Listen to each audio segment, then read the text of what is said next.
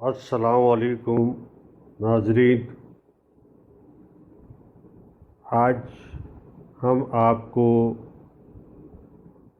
Dengue fever کے متعلق آگاہی فراہم کریں گے۔ پاکستان کے مختلف شہر ایک مرتبہ پھر ڈینگی کی لپیٹ میں ہیں۔ یہ مرض وبائی شکل اختیار کر چکا ہے اور کراچی سے لے کر پشاور تک متعدد شہروں میں ہزاروں افراد اس کا شکار ہو چکے ہیں۔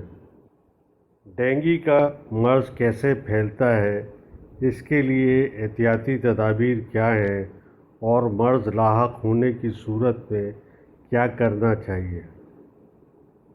ہماری آپ سے درخواست ہے کہ ہماری حوصلہ افزائی کے لیے احساس انفو کے چینل کو سبسکرائب کیجیے اور دیگر لوگوں کی آگاہی کے لیے اسے شیئر کیجیے اور ہمیں اپنے کمنٹ سے آگاہ کیجیے تاکہ ہم اس سلسلے کو مزید بہتر سے بہتر بنا سکیں۔ ڈینگی کیسے پھیلتا ہے؟ پاکستان اور پوری دنیا میں ڈینگی پھیلانے والا مچھر ایڈیپس ایجپٹی ہے۔ یہ مچھر دھبے دار جلد والا ہوتا ہے جس پہ لائنیں سی پڑی ہوئی ہوتی ہیں۔ یہ مچھر پاکستان میں مانسون کی بارشوں کے بعد ستمبر سے لے کر دسمبر تک موجود رہتا ہے۔ ماہرین کے مطابق یہ مچھر 10 سے 40 ڈگری سینٹی گریڈ کے درجہ حرارت میں پرورش پاتا ہے اور اس سے کم یا زیادہ درجہ حرارت پر مر جاتا ہے۔ ڈینگی مادہ مچھر کے کاٹنے سے پیدا ہوتا ہے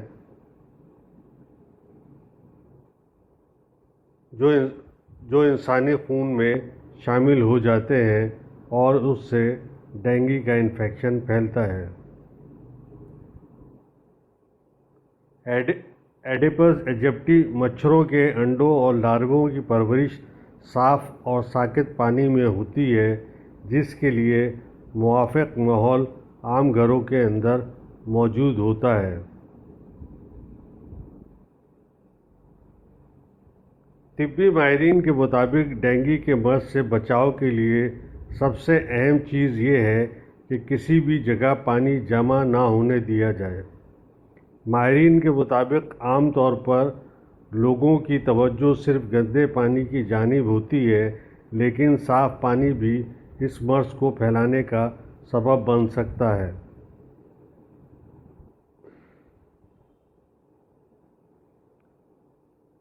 یہ مرض ایک مرتبہ ہو جائے تو وائرس کو جسم سے ختم ہونے میں 2 سے 3 ہفتے کا وقت لگ سکتا ہے۔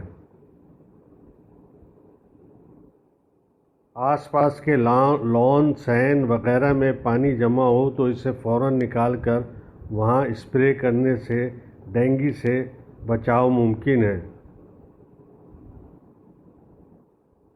ہم صفائی کو قائم رکھ کر اگر مچھروں کی افزائش کا ماحول ہی ختم کر دیا جائے تو اس سے مرض کا خاتمہ ممکن ہے، اور ترقی یافتہ ممالک نے اسی طرح اس مرض پر قابو پایا ہے۔ روم کولر کا استعمال کم کریں اور اس میں کھڑا پانی فوری طور پر خشک کر دیا جائے۔ آرائشی گملوں، گاڑی کے خراب ٹائر، پارکس یا چھتوں پر کسی بھی برتن وغیرہ میں پانی کھڑا ہونا نہیں چاہیے۔ یہ برتن پانی سے خالی ہونے چاہیے۔ ڈینگی سے بچاؤ کے لیے بارش کا پانی کسی بھی جگہ جمع نہ ہونے دیا جائے، جبکہ ایئر کنڈیشن سے خارج ہونے والے پانی کی نکاسی کا مناسب بندوبست کیا جائے۔ مچھر مار اسپرے کروایا جائے، خصوصی طور پر کونوں، کھدروں اور فرنیچر کے نیچے اسپرے لازمی کروایا جائے۔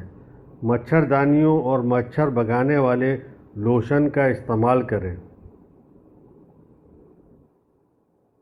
اس کے علاوہ خصوصی طور پہ بچوں کو پورے آستین کی قمیض اور پینٹ پہنائیں۔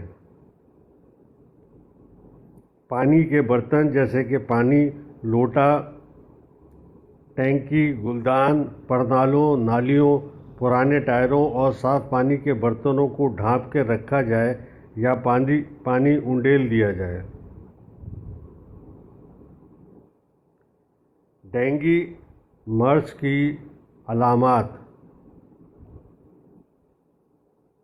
اس مرض میں تیز بخار کے ساتھ جسم خصوصاً کمر اور ٹانگوں میں درد اور شدید سر درد شامل ہے۔ اس کے علاوہ مریض کو متلی اور قے کی شکایت ہوتی ہے۔ جسم پہ سرخ نشانات بھی پڑ سکتے ہیں اور اس کے مسوڑوں یا ناک سے خون بھی آ سکتا ہے۔ بخار کے دوران ڈینگی کے مریض پر غنودگی طاری ہو سکتی ہے اور ساتھ ہی اسے سانس لینے بھی دشواری کا سامنا ہو سکتا ہے۔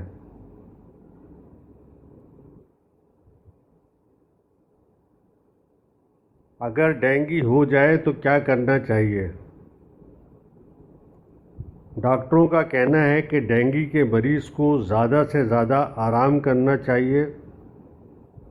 مریض کو پانی وافر مقدار میں استعمال کرنا چاہیے۔ یہ اس لیے اہم ہے کیونکہ اس کے نتیجے میں ہسپتال میں داخل لوگوں کی تعداد میں کمی لائی جا سکتی ہے۔ آپ پانی کے علاوہ پھلوں کے جوس اور ORS وغیرہ بھی پی سکتے ہیں۔